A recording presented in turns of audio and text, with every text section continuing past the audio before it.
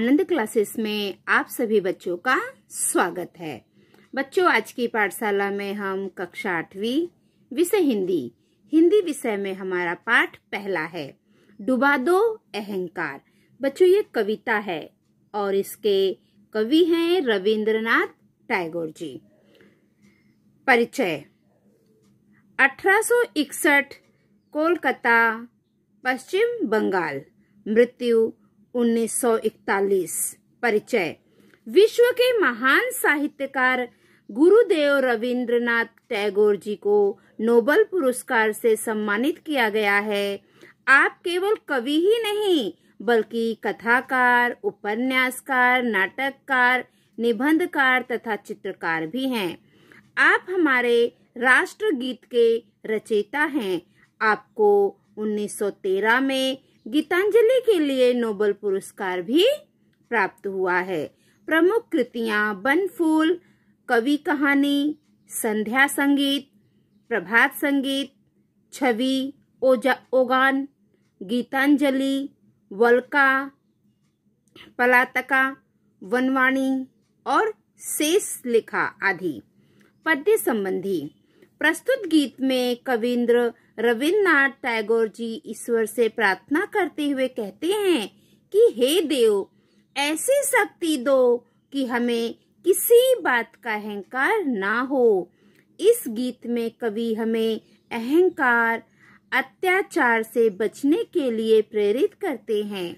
खड़े रहो तुम अविचल होकर सब संकट तूफानों में, इस पर अपने विचार लिखो। ठीक है बच्चों, तो सबसे पहले बच्चों हम कविता का वाचन करेंगे, उसके बाद हम इसका अर्थ देखेंगे और फिर स्वाध्याय करेंगे। मेरा शीश नवा दो अपनी चरण धूल के तल में, देव डुबा दो अहंकार सब मेरे आंसू जल में। अपने को गौरव देने हित अपमानित करता अपने को गौरव देने हित अपमानित करता अपने को, घेर स्वयं को घूम घूम कर मरता हूँ पल पल में। देव डुबा दो अहंकार सब मेरे आंसू जल में, देव डुबा दो अहंकार सब मेरे आंसू जल में। अपने कामों में ना करूं मैं आत्म प्रचार प्रभु, अपनी ही इच्छा मेरे जीवन में पूर्ण करो। मुझको अपनी चरम शांति दो, प्राणों में वह परम क्रांति हो। आप खड़े हो मुझे ओट दे हृदय कमल के दल में, देव डुबा दो अहंकार सब मेरे आंसू जल में। देव डुबा दो अहंकार सब मेरे आंसू जल में। बहुत सुंदर कविता है। तो चलो बच्चों, अब हम इस कविता के पंक्तियों के अर्थ देखेंगे। कविता का वाचन हम कर चुके हैं। मेरा शीश नवा दो अपने चरण धूल के तल में, देव डुबा दो अहंकार सब मेरे आंसू जल में। अपने को गौरव देने हित अपमानित करता अपने को, घेर स्वयं को घूम घूम कर मरता हूँ पल पल में। देव डुबा दो अहंकार सब मेरे आंसू जल में। बच्चों, इस प्रस्तुत पंक्ति में कवि रविंद्रनाथ टैगोर जी ईश्वर से, जो भगवान जी है ना, ईश्वर से प्रार्थना करते हैं, उनके चरणों में अपना सर झुकाते हैं और उनसे प्रार्थना करते हैं कि हे ईश्वर, मेरे अंदर जितना भी अहंकार है, घमंड है, उन सभी को आप मेरे आंसुओं के जल में डुबो दो। कवि कहते हैं कि मैं अपना महत्व बढ़ाने के लिए, कवि यहाँ पर बता रहे हैं, कवि कहते हैं कि मैं अपना महत्व बढ़ाने के लिए बार बार स्वयं को अपमानित करता हूँ, किंतु बार बार केवल अपने ही बारे में सोच सोच कर अपना महत्व मैं पल पल कम कर देता हूँ।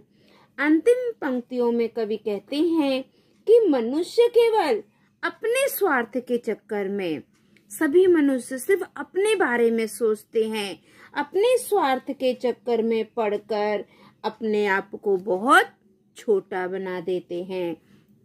तो इस पंक्ति में कवि ईश्वर से प्रार्थना कर रहे हैं, हे ईश्वर, मेरे अंदर जितना अहंकार है, घमंड है, उन सभी घमंड को आप कम कर दो, मेरे आंसुओं के जल में बहा दो। अगली पंक्ति देखते हैं बच्चों। अपने कामों में ना करूं मैं आत्म प्रचार प्रभु, अपनी ही इच्छा मेरे जीवन में पूर्ण करो। मुझको अपनी चरम शांति दो, प्राणों में वह परम क्रांति हो। आप खड़े हो मुझे ओट दे हृदय कमल के दल में, देव डुबा दो अहंकार सब मेरे आंसू जल में। बच्चों, प्रस्तुत पंक्ति में कवि ईश्वर से प्रार्थना करते हैं कि हे ईश्वर, आप मुझे ऐसी शक्ति दो जिससे मैं अपने काम के द्वारा अपना प्रचार कर सकूं। इस पंक्ति में कवि ईश्वर से प्रार्थना करते हैं कि हे ईश्वर, आप मुझे ऐसी शक्ति दो, ऐसी ताकत दो जिससे मैं अपने काम के द्वारा अपना प्रचार ना करूं।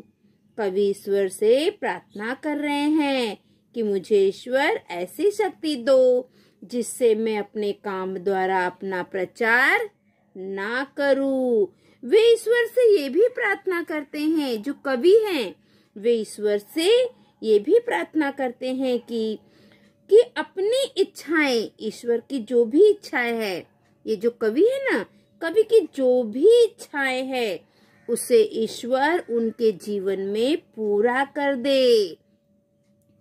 कवि ईश्वर से प्रार्थना करते हैं कि ईश्वर, मेरे अंदर जितना भी घमंड है, सारे घमंड को आंसू के जल में डुबो दो। और भी बहुत सारी इच्छाएं हैं, तो कवि यहाँ पर ईश्वर से प्रार्थना करते हैं कि ईश्वर, मेरी जो भी इच्छा है, मेरी सारी इच्छा को मेरे इसी जीवन में पूरा कर दो। कवि रविन्द्रनाथ ईश्वर से प्रार्थना करते हैं कि उन्हें चरम शांति मिले और परम क्रांति दे। कवि ईश्वर से प्रार्थना करते हैं कि हे ईश्वर, मुझे चरम शांति और परम क्रांति प्रदान करे। कवि चाहते हैं ईश्वर अपने कमलवत हृदय में बसा ले।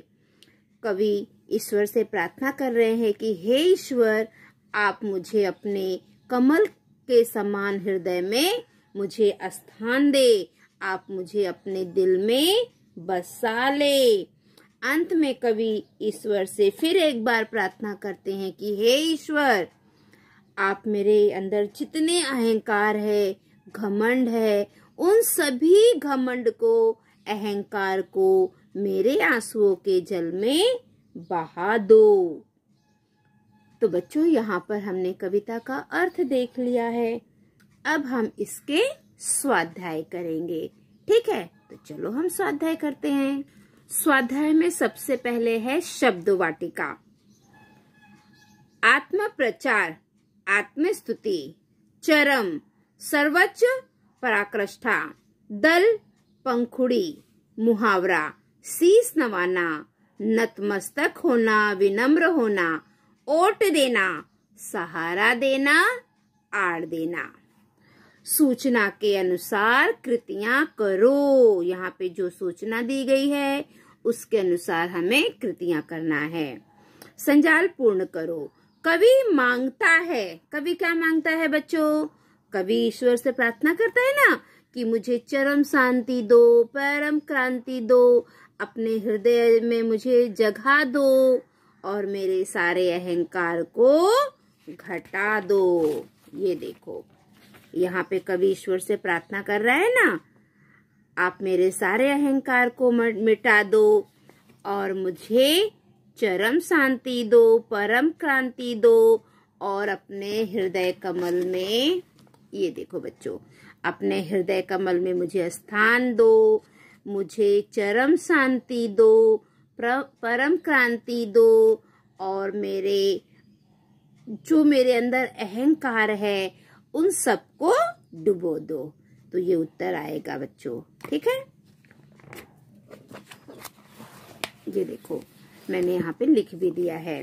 कवि मांगता है चरम शांति, परम क्रांति, हृदय कमल दल की ओट, अहंकार की समाप्ति। ठीक है बच्चों। अब हम अगला प्रश्न देखेंगे, दूसरा।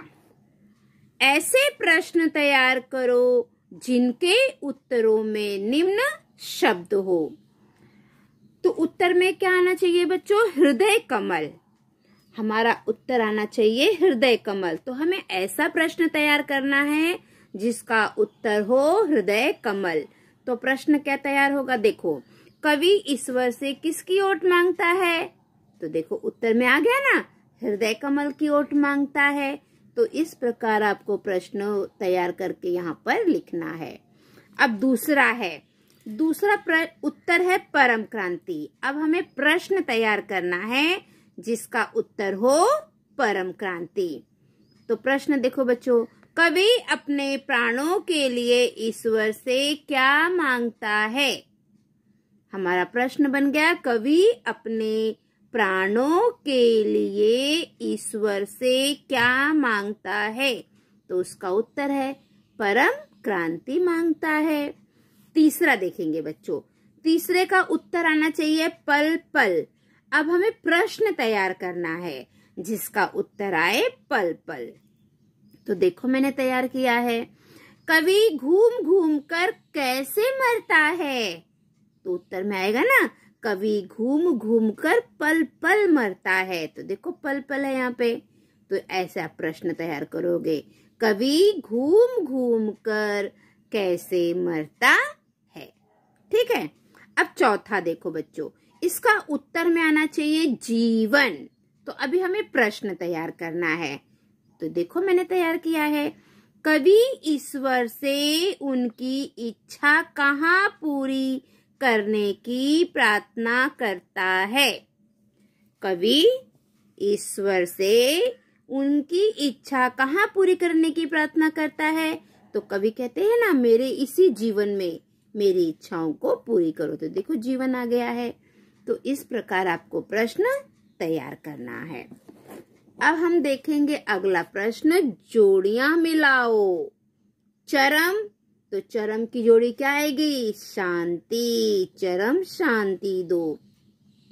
हृदय कमल दल, परम क्रांति, आंसू जल।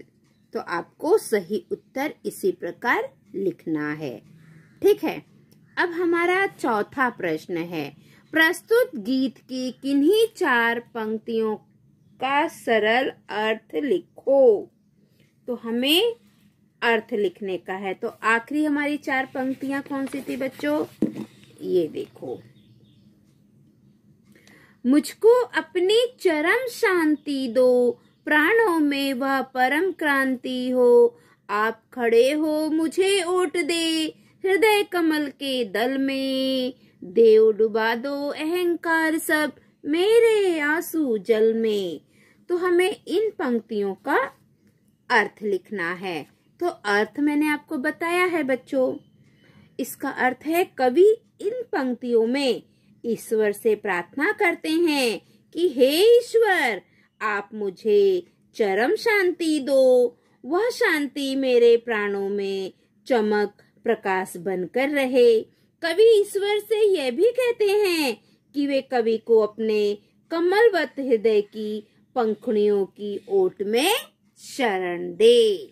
तो ये उसका उत्तर हो गया है। अब हम अगला प्रश्न देखेंगे। सदैव ध्यान में रखो, विनम्रता मनुष्य का श्रेष्ठ आभूषण है। बच्चों ये बात एकदम सही है, हमें हमेशा विनम्र होना चाहिए। भाषा बिंदु, कविता में आए किन्हीं 10 शब्दों के पर्यायवाची तथा विलोमार्थी शब्द लिखो। तो आपको क्या करना है, 10 पर्यायवाची और विलोमार्थी शब्द लिखना है। तो देखो मैंने आप लोगों के लिए लिखा है, प्रचार, सबसे पहले हम पर्यायवाची शब्द देखेंगे।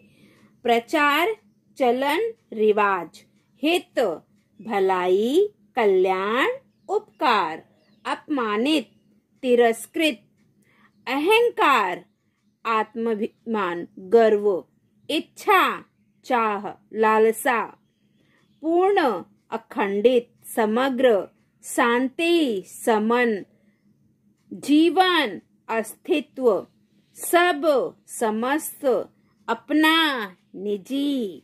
अभी हम विलोमार्थी शब्द देखेंगे। प्रचार अप्रचार, हित अहित, अपमानित सम्मानित, अहंकार विनम्रता, इच्छा अनिच्छा, पूर्ण अपूर्ण, शांति अशांति, जीवन मृत्यु, सब कुछ, अपना पराया। तो बच्चों देखो 10 पर्यायवाची शब्दों और 10 विलोमार्थी शब्दों हमारे हो गए हैं।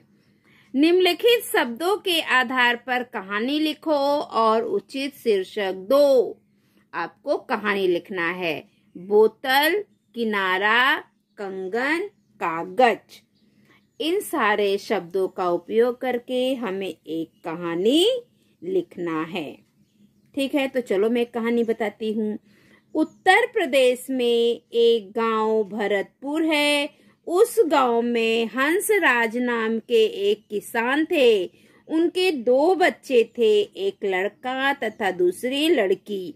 लड़के का नाम मोहन तथा लड़की का नाम शीला था। शीला जब बड़ी हो गई तो उसके पिताजी ने उसकी शादी गंगा नदी के पार एक गांव कोठरा में कर दी। उन्होंने बेटी के विवाह में यथासंभव खर्च किया। बेटी खुशी खुशी अपनी ससुराल गई। शीला की ससुराल के लोग बड़े लोभी थे। वे लोग उसे और दहेज लाने के लिए सताने लगे। घर में मार पिटाई करने लगे। नालायक पति पत्नी की सहायता न कर अपने घर वालों का ही समर्थन करता था। घर की मारपीट से परेशान होकर उसने अपने पिता को एक पत्र लिखा। पत्र में उसने अपनी आत्महत्या का कारण लिखा। घर से वह रात के समय निकली। चलते चलते वह गंगा नदी के किनारे पहुंच गई। गंगा नदी के किनारे पर एक पत्थर की शिला थी। उसी शिला पर उसने बोतल, जिसमें उसने पीने के लिए पानी लिया था, कंगन तथा वह कागज जिसमें उसने आत्महत्या का कारण लिखा था रख दिया तथा हिम्मत करके नदी की धारा में कूद गई। सुबह हुई। लोग गंगा नदी में नहाने के लिए आने लगे। लोगों को पत्थर की शिला पर रखा हुआ सामान मिला। कागज को लोगों ने पढ़ा। पुलिस को सूचना दी गई। पुलिस आई। शीला के ससुराल वालों को पकड़कर जेल भेज दिया गया। पुलिस ने मुकदमा चलाया। शीला के ससुर, उसकी सास तथा उसके पति को 7-7 साल की सजा हुई। तो इस कहानी से हमें क्या सीख मिलती है? इस कहानी का शीर्षक क्या होगा बच्चों? दहेज एक अभिशाप है और लालच करना ये बहुत बुरी बला है। हमें लालच नहीं करना चाहिए। जो शीला थी, उसके सास ससुर पति ने लालच किया, उसकी सजा उनको मिल गई। अगर वो लालच नहीं करते, अपने बहू के साथ अच्छे से रहते थे, तो उनका सारा समय अच्छे से जाता था। लेकिन उनके मन में लालच आ गया था पैसों का। तो बच्चों हमें लालच नहीं करना चाहिए। और जो ये दहेज प्रथा है, ये हमारे समाज में एक बहुत बड़ा श्राप है। देखा जाए तो बच्चों हमें दहेज लेना भी नहीं चाहिए और देना भी नहीं चाहिए। मैंने समझा। बच्चों आपने इस पाठ से क्या समझा वो आपको लिखना है। इस पाठ से हमने यही समझा कि हमें घमंड नहीं करना चाहिए, अहंकार नहीं करना चाहिए। ठीक है बच्चों, तो हमारी आज की पाठशाला यही समाप्त होती है। अगली पाठशाला में हम कल फिर मिलेंगे। तब तक के लिए बाय बाय बच्चों। चैनल पर अगर आप नए हो तो प्लीज चैनल को सब्सक्राइब करिए, लाइक करिए। Thank you for watching.